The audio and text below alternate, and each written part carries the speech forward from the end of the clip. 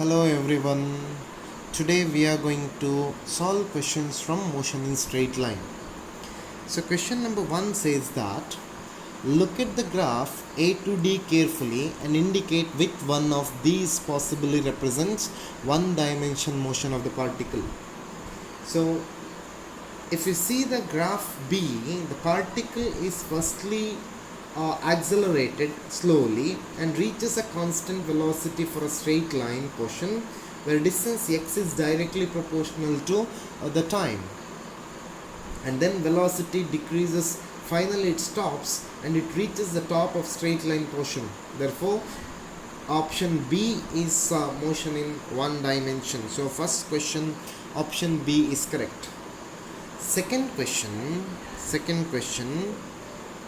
a cyclist starts from a center O of circular path of radius 1 kilometer, reaches the edge P of the path, then cycles along the circumference and returns to the center along QO as shown in figure. If the round trip takes 10 minutes, then the net displacement and average speed of the cyclist in meter and kilometer per hour is.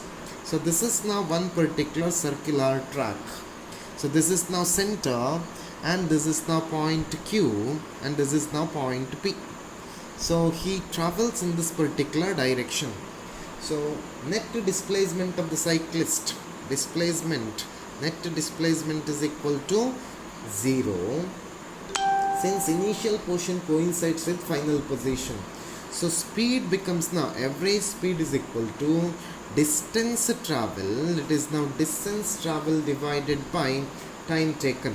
So how can I write the distance travel now? It is now OP plus PQ plus QO divided by 10 kilometer per minute, which is equal to now 1 plus pi by 2 into 1 plus 1 divided by 10, which implies pi plus 4 by 20 kilometer per minute, or it can be written as pi plus 4 by 20 into 60. It becomes now 21.4 kilometer per hour. So option D is correct. Option D is correct for second question. Third question. A body of mass m moving along a straight line covers half of the distance with speed 2 meter per second.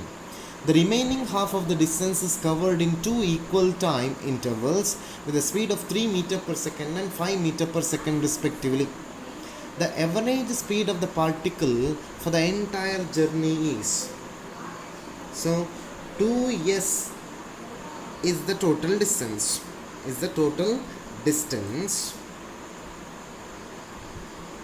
So T1 is time taken by the body to travel first half, and T1 can be written as S by 2. T2 is time taken by the body for each time interval for remaining half journey. So S becomes equal to 3T2 plus 5T2, or T2 becomes equal to now S by 8. So average speed is equal to total distance divided by total time. That is now average speed. Average speed is now total distance divided by total time. So what is the total distance? It is 2s divided by T1 plus T2. It is T1 plus 2T2, which is now 2s divided by T1 is s by 2 plus 2 into what is T2? It is s divided by 8, which comes to be now 8 by 3 meter per second. 8 by 3 meter per second means option B. Option B is correct for third question. Fourth question says that a train is moving slowly on a straight track with a constant speed of 2 meter per Second, a passenger in the train starts walking at a steady speed of 2 meters per second to the back of the train in the opposite direction of the motion of the train. So to an observer standing on the platform directly in front of that passenger, the velocity of the passenger appears to be, it must be 0. So for question 4, option is D. It is 0. Read the question properly and you will get the answer. So fifth question, my dear students. A motor boat covers a given distance in 6 hours moving downstream on a river. It covers same distance in 10 hours moving upstream. The time taken to cover the same distance in still water is. So I'm going to consider VW is velocity of water. It is water velocity, and VB is now velocity of motor boat in still water. Now distance x covered by motor boat in downward stream, so x becomes now VB plus VW into time. It is 6. Let me call this as equation number 1. Same distance is now covered in upward direction, that is now x is equal to VB minus VW into 10. This is equation number 2. So we will equate these two. It becomes now VB plus Vm into 6, which is equal to VB minus Vm into 10, or VW becomes now, velocity of boat, VW becomes now VB divided by 4.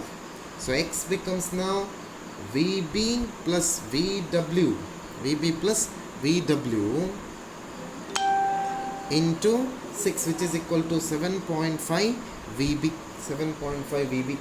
Time taken by the motor boat to cover same distance in still water, that is T is equal to x divided by VB, that is 7.5 VB divided by VB.